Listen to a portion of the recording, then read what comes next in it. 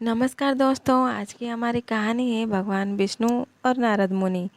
एक बार नारद मुनि जी ने भगवान विष्णु जी से पूछा, है भगवान, आपका इस समय सबसे प्रिय भक्त कौन है। और विष्णु तो भगवान है, तो झट से समझ गए अपने भक्त नारद मुनि की बात और मुस्कुराकर बोले, मेरा सबसे प्रिय भक्त उस गांव का एक मामूली किसान है। ये सुनकर नारद मुनि जी थोड़ा निराश हुए और फिर से एक बार प्रश्न किया, है भगवान, आपका बड़ा भक्त तो मैं हूँ, तो फिर सबसे प्रिय क्यों नहीं।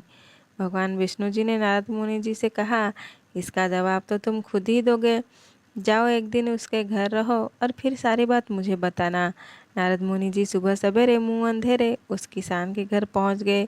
देखा अभी अभी किसान जागा है और उसने सबसे पहले अपने जानवरों को चारा वगैरह दिया। फिर मुंह हाथ धोए, दैनिक कार्य से निवृत्त हुआ। जल्दी जल्दी भगवान का नाम लिया, रूखी सूखी रोटी खाकर जल्दी जल्दी अपने खेतों पर चला गया। सारा दिन खेतों में काम किया और शाम को वापस घर आया। जानवरों को अपनी अपनी जगह बांधा, उन्हें चारा पानी डाला, हाथ पांव धोए, कुला किया। फिर थोड़ी देर भगवान का नाम लिया, फिर परिवार के संग बैठकर खाना खाया और कुछ बातें की और फिर सो गया।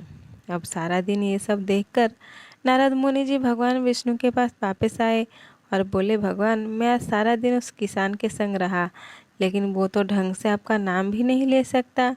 उसने थोड़ी देर सुबह, थोड़ी देर शाम को, और वो भी जल्दी जल्दी आपका ध्यान किया।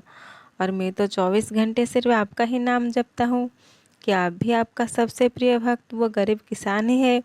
भगवान विष्णु जी ने नारद की बात सुनकर कहा, अब इसका जवाब भी तुम मुझे खुद ही देना।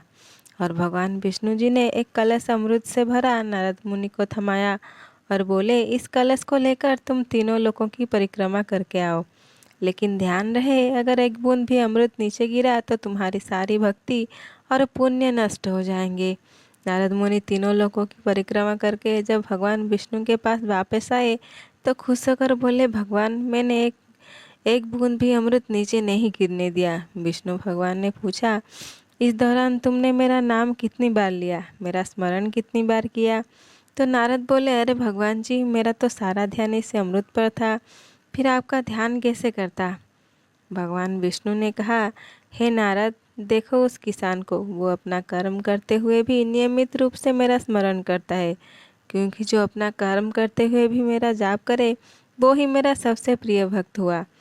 तुम तो सारा दिन खाली बैठे ही जप करते हो और जब तुम्हें कर्म दिया तो मेरे लिए तुम्हारे पास समय ही नहीं था। तो नारद मुनि सब समझ गए और भगवान के चरण पकड़कर बोले, हे भगवान, आपने मेरा अहंकार तोड़ दिया, अब धन्य है।